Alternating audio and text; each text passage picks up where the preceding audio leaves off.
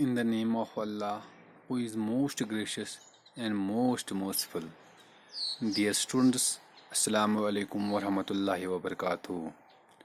Today, our topic is elements. The students, as you know, in the earlier chapter, we have discussed about pure substances. Now, in this topic, we will discuss about the elements. As we see, element is a pure substance. The term element was first coined by a chemist, namely Robert Boyle in 1661. But the definition of the element was given by a French chemist, Antoine Lavoisier. Lavoisier was the first chemist who gave the definition of an element.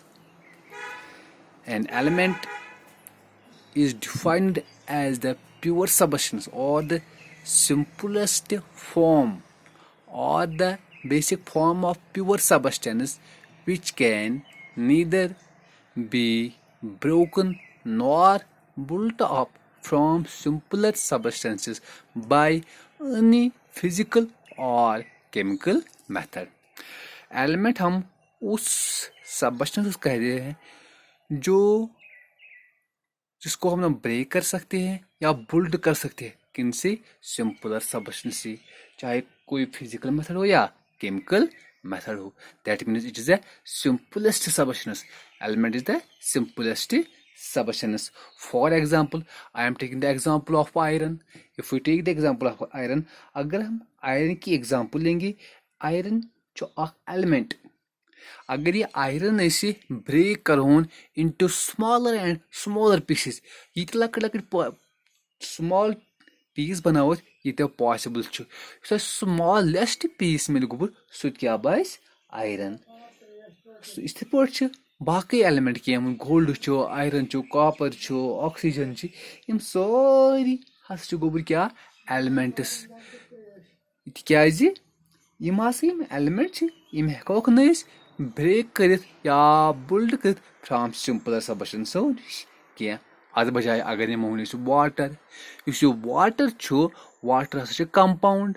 तिक्याज इस water छु यह हेको break करित into hydrogen and oxygen by the electrolysis. इस hydrogen तो oxygen छि यम छु पानवन elements, मगर इस वाटर में बनो हस यह छु गोबर क्या सा कंपाउंड. या तेल वन कि यम एलिमेंट्स छि यम हस बिल्डिंग ब्लॉक्स कमन हिंद कंपाउंडन हिंद. मगर ये आजकल वुचान ये डिफिनीशन छि यह हसा आजकल मान यह ना गोबर ठीक क्या इनकरेक्ट. इनकरेक्ट क्या because of the discovery of the phenomena of radio activity and nuclear fission. Radio activity क्या गई, रेडियो एक्ट क्या वन बह क्या एलिमेंट यम जन पाने ब्रेक गसान गोबर हसा into simpler substances मज. For example uranium. यूरेनियम यथ मज इस्तेमाल कर न्यूक्लियर बम बनाने खतर हसा अत यूरेनियम गोबर यह गसान ब्रेक डाउन. यु ब्रेक डाउन कर गोबर अत बनान गोबर हसा बैरियम एंड क्रिप्टॉन. गो यस वुनुक तान डिफिनेशन वन कि यह एलिमेंट यह हेको न ब्रेक कर सिंपलर सबस्टेंस मज क्या. यह फिनोमिना वुच गोबर यह डिफिनेशन मकल गोबर अत मकलो वैल्यू गो अत रुद कह वैल्यू गो वन हसा वुच एलिमेंट हसा हेको ब्रेक कर into simpler substances just in case of radioactivity phenomena या in case of nuclear fission. इथे पे रेडियम पोलोनियम फ्रांसियम या वारिया एलिमेंट पीरियड टेबलस मज तम यम जन रेडियो एक्टिव नेचर. अमे अलाव वन कि यह एलिमेंट यह हेको न बनत सिंपलर सबस्टेंसो निश क्या. मगर इन केस ऑफ स्टार वुचमुत यम स्टार तक गोबर रिएक्शन न्यूक्लियर फ्यूजन वनान. अत न्यूक्लियर फिशन तो फ्यूजन पढ़ो briefly in class 10th. Nuclear fusion गसान गोबर आफ्ताब सन स्टार या बाकी स्टार गोबर अत सारे खुद ज्यादा gas that is hydrogen and helium यह स्टार हाई प्रेशर तो टेम्परेचर गोबर नतीज क्या गोबर अत गोबर स्कीजिंग प्रोसेस एलिमेंट स्कीज गसान गोबर वटन स्कीज गसान कत रिएक्शन दौरान न्यूक्लियर फ्यूजन दौरान हसा गोबर तथ मज हाइड्रोजन गोबर स्कीज गसान बनावान हीलियम हीलियम गसान स्कीज बनावान बेरिलियम इथे पे कोतान योतान आयरन एलिमेंट तान आयरनस तान सारी एलिमेंट बनान गोबर कत by the process of fusion गो तेल हसा वुन पान एलिमेंट यह हेको बन सिंपलो सबस्टेंस पे क्या यह हसा मकले तिज होक एलिमेंट बन कमो नश सिंपलर सबस्टेंसो इसलिए हसा old definition an element is defined as the simplest form or the basic form of pure substance which can neither be broken nor built up from simpler substance by any physical or chemical method. It is no more athin karan value isliye asa ye definition amich reject karna वह हसा वो element no definition क्या तेल नो definition क्या एलिमेंटस define element यह हसा प्योर सबस्टेंस यस कंटेन करान only one kind of atoms यस बनोमुत अके किस्म के एटमन हज मिसाल के तौर पर मेन्यू एलिमेंट एग्जांपल कमिच पोटेशियम यह पोटेशियम गोबर यह बनोमुत कमन एटमन हज सिर्फ पोटेशियम एटमन हूं इसलिए हसा पोटेशियम गोबर यह हसा गोबर क्या एलिमेंट इथे पे बाकी एलिमेंट कापर बनोमुत कमन सिर्फ कापर एटमन हूं या गोल्ड बनोमुत गोल्ड एटमन हूं ऑक्सीजन बनोमुत ऑक्सीजन एटमन हूं इसलिए हसा इन सबस्टेंस गोबर हसा गई एलिमेंट्स तो गो हसा डिफिनेशन अम नश नो कि एलिमेंट इम बनेमित अके किस्म के पार्टिकलन हंद या एटम्स वनान अके किस्म के एटमन हंद एटम आइडेंटिकल हिवी मुख्तलिफ रंग in respect of mass size composition etcetera etcetera अलबत्ता मुख्तलिफ एटमन हंद एलिमेंट गोबर तम पान वन डिफरेंट फॉर एग्जांपल अगर वो पोटेशियम या आयरन एटम नमो गोबर एम पान वन अलग अलग चाहे साइज चाहे मास चाहे कंपोजिशन बाकी बाकी प्रॉपर्टीज रंग पान वन अलग हसा गोबर वुनुक तान टिल दिस टाइम गमित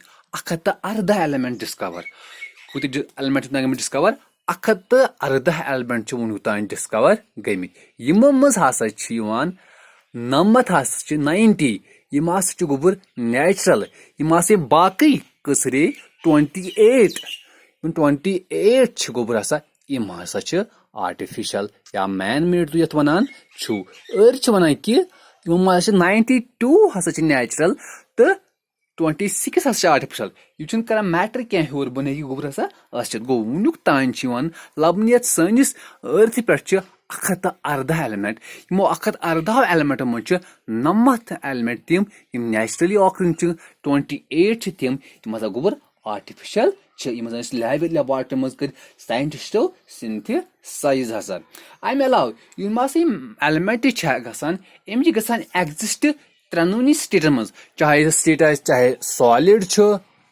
लिक्विड या गैस गो एलिमेंट एग्जिस्ट त्रोनी स्टेट मज चाहे सॉलिड लिक्विड या गैस फॉर एग्जांपल वो आयरन एग्जांपल गोबर ये सिंबल एफ आयरन एलिमेंट यह क्या गोबर सॉलिड वो नमो कॉपर फास्फोरस नमो या सल्फर नमो यम सारी एलिमेंट गोबर क्या सॉलिड्स लिक्विड एलिमेंट सारी पाई मरकरी यथ वनान मरकरी इस्तेमाल गसान इन केस ऑफ थर्मामीटर या इथे पे ब्रोमीन यम तम ज एलिमेंट यम जन एग्जिस्ट गसान गोबर कथ रूम तस पे इन लिक्विड स्टेट अम अलाव गैस सारे पाई oxygen O2 nitrogen helium argon چھُ یا krypton چھُ گوٚو یِم سٲری ایلیمنٹ چھِ گژھان ایگزسٹ ترٛٮ۪ن سٹیٹن منٛز چاہے سالِڈ سٹیٹ چھُ لِکوِڈ سٹیٹ چھُ یا گیس سٹیٹ چھُ مگر میکزِمم نمبر آف ایلیمنٹ چھِ گژھان ایگزسٹ سالِڈ سٹیٹس منٛز تمہِ پتہٕ کینٛہہ گژھان ایگزسٹ گیسس منٛز ساروی کھۄتہٕ کم ایلیمنٹ کُل 2 ایلیمنٹ چھِ تِم یِم ایگزسٹ گژھان کتھ سٹیٹس منٛز لِکوِڈ سٹیٹ منٛز سُہ گوٚو ہسا مرکری تہٕ برومیٖن امہِ پتہٕ ہسا گوٚبُر وۄنۍ پرو أسۍ کیمِکل کلاسفِکیشن کمن ہٕنٛز ایلیمنٹن ہٕنٛدۍ تِکیازِ یِمن ایلیمنٹن ہسا چھُ گوٚبُر on the basis of their chemical properties گوٚبُر کٔژ on the basis of their physical as well as chemical properties یِمن چھِ آمٕتۍ کرنہٕ گوٚبُر کٔژ ٹایپ 3 ٹایپ ہسا now we will see the classification or types of the elements. These elements have been divided on the basis of their physical as well as chemical properties into 3 categories. One category or one type is metal, second non-metal, and third one is metalloid. یِم آسان یِم element چھِ گوٚبُر یِم آسان 3 type. کٔژ type چھِ وۄنۍ 3 type. اکھ ہسا گٔے metals, بیٚیہِ ہسا گٔے non-metals, بیٚیہِ ہسا گٔے گوٚبُر metalloids. یِم آسان یِم 3 کیٹگری چھِ یِم ہسا چھِ 3 مختلف کمو رٔنگۍ فِزِکل پراپرٹیٖز تہٕ کیمِکل پراپرٹیٖز رٔنگۍ گوٚبُر ہسا بس آز خٲطرٕ گوٚو یُتُے مزیٖد پرو أسۍ میٹل کیاہ گوٚو نان میٹل کیاہ گوٚو میٹلایڈ کیاہ گوٚو یہِ پرو أسۍ گوٚبُر ہسا نیکسٹ ویٖڈیوس منٛز توٚتانۍ بِہِو سا خۄدایس حوالہٕ.